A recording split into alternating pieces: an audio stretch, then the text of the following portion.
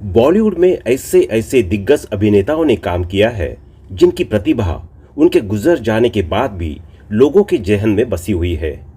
ऐसे ही एक कलाकार थे ओम पुरी, जिन्होंने अपनी दमदार अदायगी से लोगों को अपना फैन बना लिया था। 6 जनवरी 2017 में 67 साल की उम्र में उनका निधन हो गया था। पंजाबी परिवार में जन्मे ओम पुरी के पिता भारतीय रेलवे में काम करते थे।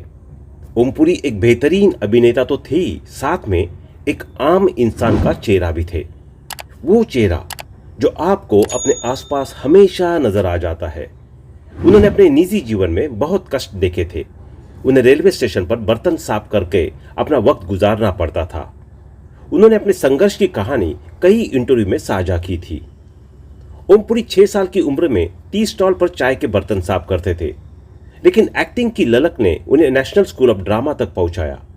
बता दें कि दिग्गज अभिनेता नसीरुद्दीन शाह और ओम पुरी ने एक साथ नेशनल स्कूल ऑफ ड्रामा में पढ़ाई की थी। पढ़ाई के बाद दोनों ने ही सिनेमा का रुख किया था। ओम पुरी ने मराठी फिल्म घासीराम कोतवाल से अपने फिल्मी करियर की शुरुआत की थी। साल 1983 में फिल्म अर्धसत्य से वे लोगों की निगाह में आए। एक इंटरव्यू में ओम पुरी ने अपनी मौत के बारे में बात की थी और कहा था कि उनकी मौत अचानक ही होगी। मार्च 2015 में लिए गए इस इंटरव्यू में उन्होंने कहा था, मृत्यु का तो अपना पता ही नहीं चलेगा, सोए सोए चल देंगे। आपको पता चलेगा कि ओम पुरी का कल सुबह 7:22 पर निधन हो गया। और ये कहकर वो हंस दिए। हुआ भी कुछ ऐसा ही था। ओम पुरी की मौत ने कई सवाल खड़े किए थे। राम प्रमोद मिश्रा, जो कि ओम पुरी के ड्राइवर थे, उन्होंने सबसे पहले ओम पुरी की लाश को देखा था। पुलिस की पूछताछ में ड्राइवर ने कहा था कि वो न्यूड थे, सिर पर चोट लगी थी। मैंने फौरन कुछ लोगों को फोन किए और एम्बुलेंस बुलाई। दरअसल ओम पुरी के सिर में 1.5 इंच गहरा और 4 सेंटीमीटर लंबा जख्म का निशान था। ओम पुरी का अचानक चले जाने लोगों के लिए किसी सदमे से जैसा था, लेकिन उनके हुनर की पहचान रखने वाले उन्हें कभी नहीं भूलेंगे। ओम की मौत से पहले उनके साथ खालिद किदवई थे। उन्होंने बताया कि वो शाम को 5:30 बजे ओम पुरी के घर गए थे।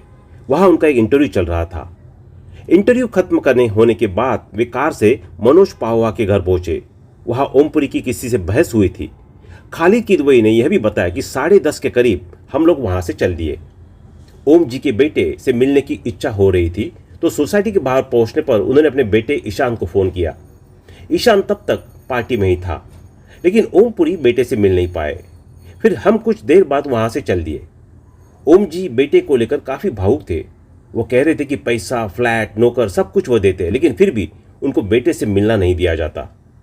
तो दोस्तों, अभी के लिए बस इतना ही। मिलते हैं अगले वीडियो में। तब तक आप अपना ध्यान रखिए। Bye bye.